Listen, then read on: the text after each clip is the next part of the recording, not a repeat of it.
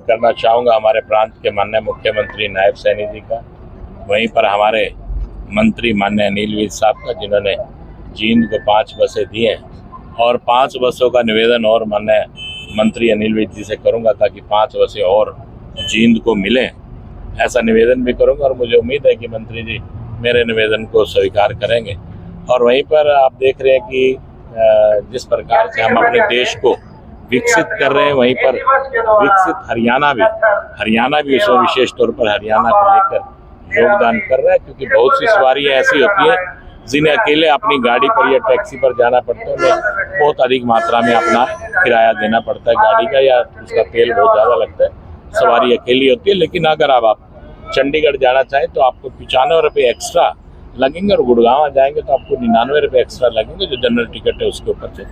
इसी प्रकार से और बसें आएंगी तो उनको दिल्ली और लंबे रूट की बसों में हम चलाने का काम करेंगे।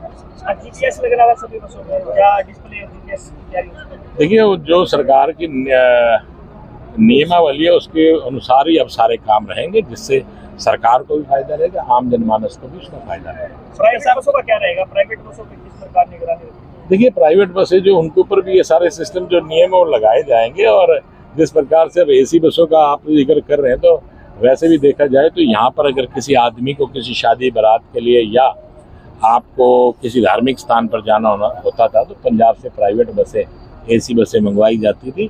तो अब अगर ऐसा रहेगा तो यहाँ पर हरियाणा रोडवेज की बसों का भी व्यक्ति यात्राओं में इस्तेमाल कर सकते हैं। आपने बस में सफर किया, कितना आरामदायक सफर रहेगा? जी देखिए, बिल्कुल एसी इसके बड़े अच्छे काम कर रहे हैं, और मुझे उम्मीद है कि जो लोग इसमें यात्रा करेंगे बड़ी आसानी से और बड़ी आरामदायक यात्रा रहेगी। कल कुछ दिन पहले जी कांग्रेस ने संगठन का निर्माण किया, जिलाध्यक्षों की नियुक्ति की गई, एक ही महिला को बनाया गया, उस जगह नहीं मिली। देखिए, ये बना दिया, ये बहुत बड़ी बात है।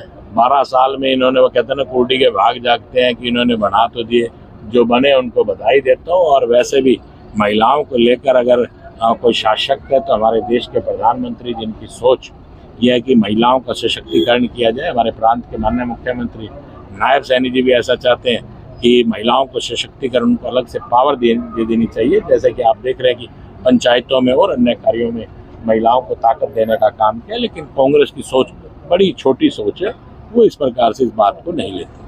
बीजेपी कल राज्यसभा सांसद आए थे, शर्मा जी ने कहा कि राहुल गांधी बीजेपी के स्टार प्रचारक है, जब तक राहुल गांधी है तब तक बीजेपी गवर्नमेंट बनेगी। देखिए, हर एक व्यक्ति की अपनी सोच है, उन्होंने कहा है तो उन व्यक्ति के लिए अच्छा ही कहा होगा।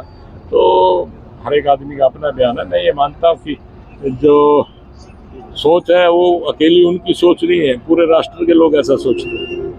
इन्होंने ने कहा कि जी जो एसवाइएल का मुद्दा था जी पंजाब हरियाणा का, उसमें जी मुख्यमंत्री सिर्फ बातें ही कर रहे हैं, लेकिन इमेलो ने अपना अच्छा वो देखिए, एक मीटिंग हुई है, वो बड़ी सकारात्मक मीटिंग हुई है, और उससे हम उम्मीद कर सकते हैं कि इसके रिजल्ट अच्छे आएंगे। 15 अगस्त को जी 15 अगस्त को नरेंद्र मोदी ने एक योजना का उद्घाटन किया जी, उसमें शुभारंभ किया है कि भारत विकसित रोजगार योजना, इसमें जी 15,000 रुपये देने की बात कही है।